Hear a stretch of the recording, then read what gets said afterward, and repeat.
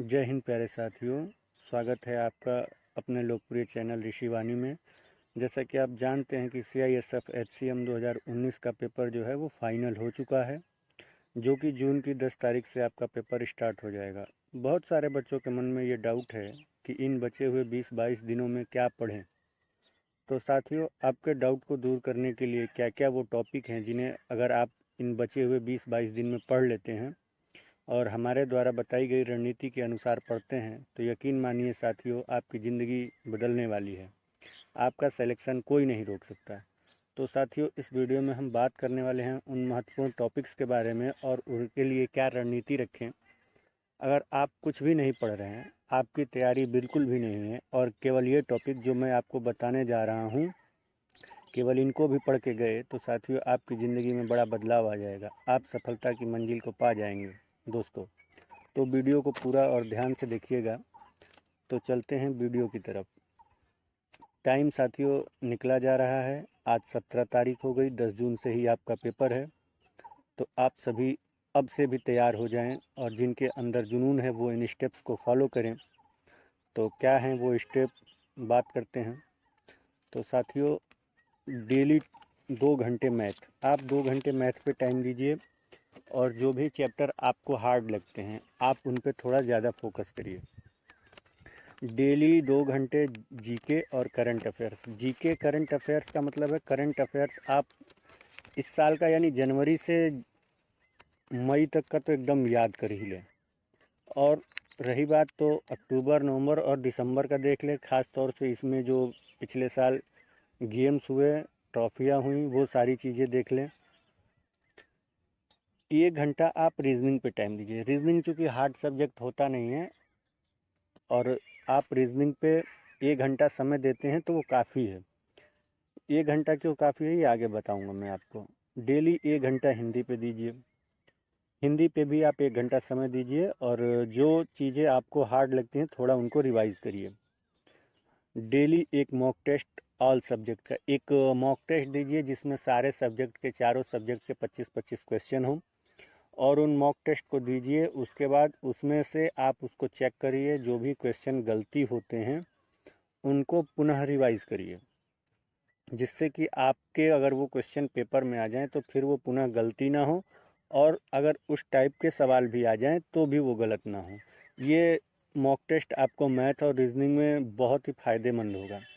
और हो सकता है कि जो आप मॉक टेस्ट पढ़ें उसमें से कुछ हिंदी के क्वेश्चन और कुछ जीके जीएस के क्वेश्चन भी फंस जाएं। तो इसलिए साथियों, आप एक मॉक टेस्ट डेली ज़रूर दीजिए। तो चलिए अब चलते हैं उन टॉपिक्स की तरफ जो मैं आपको बताने वाला हूं। तो सबसे पहले चलेंगे मैथ की तरफ। तो मैथ में आप नंबर सिस्टम देख के जाएंगे। नंबर सिस्टम में बहुत सी सीरीज़ आती हैं, भाज्य भाज्य आते हैं। उसके बाद HCF और LCM, महत्तम समापवर्तक और लघुत्तम समापवर्तक, यानी लौसा मौसा, वह बड़ी से बड़ी संख्या, वह छोटी से छोटी संख्या, ऐसे क्वेश्चन आते हैं। उसके बाद सिंप्लीफिकेशन, सरलीकरण। रेशियो एंड प्रोपोर्शन, अनुपात और समानुपात। एवरेज, औसत। परसेंटेज, प्रॉफिट एंड लॉस, प्रतिशत और प्रॉफिट एंड लॉस, ये 2 चैप्टर तो आप मोस्टली पढ़ के ही जाइए। ये रहा आपका परसेंटेज और ये प्रॉफिट एंड लॉस, आप इसको तो एकदम पढ़ के ही जाइए। उसके बाद आपका आया SI और CI, यानी साधारण इंटरेस्ट और कंपाउंड इंटरेस्ट, साधारण ब्याज, चक्रवृद्धि ब्याज। इसमें से साथियों आपको 2 क्वेश्चन तो कंफर्म मिलेंगे, एक SI से मिल जाए और एक CI से मिल जाए। तो आप साथियों एक बार इसको भी देख लीजिए। ये जो मैं बता रहा हूँ ये महत्वपूर्ण महत्वपूर्ण टॉपिक हैं। उसके बाद टाइम एंड वर्क, यानी कि इतने व्यक्ति इतने काम को इतने समय में करते हैं तो कितने व्यक्ति कितने समय में करेंगे, ये वाले question. Time and distance, time and distance में वो ट्रेन वाले क्वेश्चंस और चोर पुलिस वाली, ये 2 क्वेश्चन तो आप देख के ही जाइएगा। डाटा इंटरप्रेशन, डाटा में आपकी वो आकृतियाँ बनी रहेंगी, सर्किल का हो या फिर वो पाई दंड की तरह जो बना होता है वो हो, तो आप एक बार उसको देख लीजिएगा। मेंसुरेशन 2D और 3D, यानी क्षेत्रमिति। मेंसुरेशन में आप आयत, वर्ग, चतुर्भुज और वृत्त, गोला, शंकु, घन, घनाभ, आप इतना तो देख के जाइएगा, इसमें से पक्का आपको 2 नंबर के क्वेश्चन मिलेंगे। आगे बात करते हैं साथियों जीके जीएस और करंट की तरफ। इतिहास का जो टॉपिक है ये बहुत बड़ा है, तो आप इसको ऐसे एक एक नज़र में देख लीजिए। जैसे प्राचीन इतिहास में सिंधु घाटी सभ्यता, बौद्ध धर्म, जैन धर्म, मौर्य काल, गुप्त काल। मध्यकालीन इतिहास में अरबों का आक्रमण, तुर्क आक्रमण, सल्तनत काल, प्रमुख यात्री। आधुनिक इतिहास, आधुनिक इतिहास में आप देखिएगा कांग्रेस, वायसराय, महात्मा गांधी 1857 से 1947 और प्रमुख आंदोलन। ये आधुनिक में से आपको मिलना होगा तो 1-2 नंबर मिल जाएगा, और प्राचीन में से जैन धर्म या बौद्ध धर्म में से मिल जाएगा। आगे बात करें साथियों तो साइंस में, साइंस से 1 या 2 क्वेश्चन मिलेंगे, और वो भी 2 क्वेश्चन मिलेंगे, एक आपका फिजिक्स से मिल जाए और एक बायोलॉजी से मिल जाए। तो फिजिक्स में आप विद्युत, प्रकाश और ध्वनि देख के जाइए। रसायन विज्ञान में धातु, अधातु, अम्ल और क्षार, उत्प्रेरक, रासायनिक नाम। और जीव विज्ञान में कोशिका, मानव रोग और विटामिन। आप इतना जरूर देख के जाइए।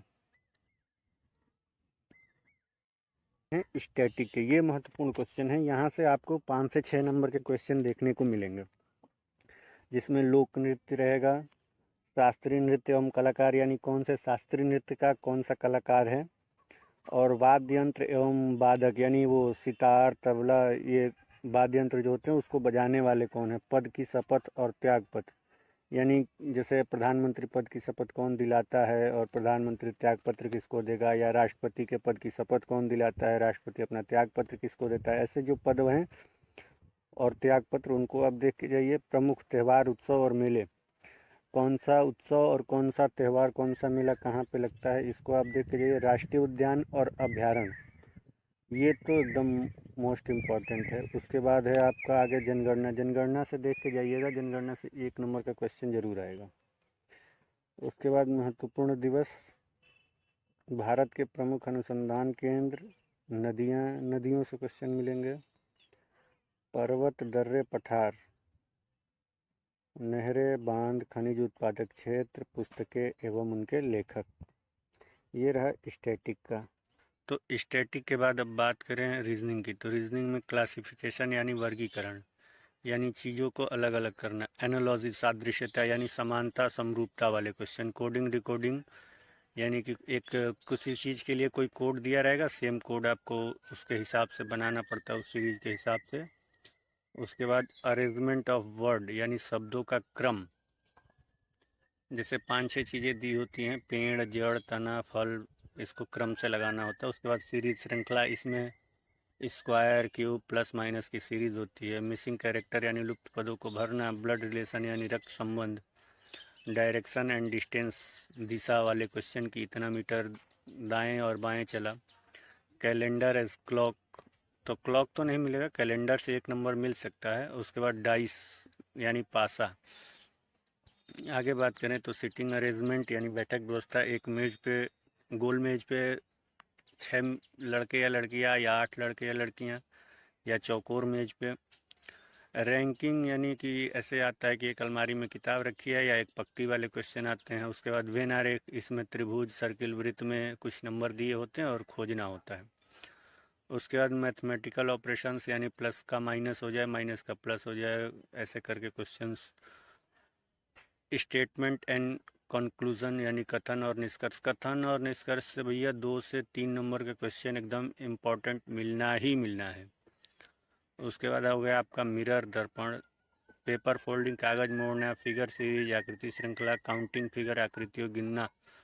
इसके बाद चलेंगे हिंदी में, तो हिंदी में साथियों आप वर्णमाला उच्चारण स्थान से, यानी कि कौन सा जो आपका उच्चारण स्थान क्या है।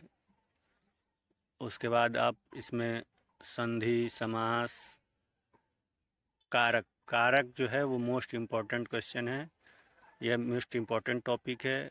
क्रिया, क्रिया से भी इस समय एक वाक्य दे दिया जाता है और पूछ लेता है कि इसमें कौन सी क्रिया है।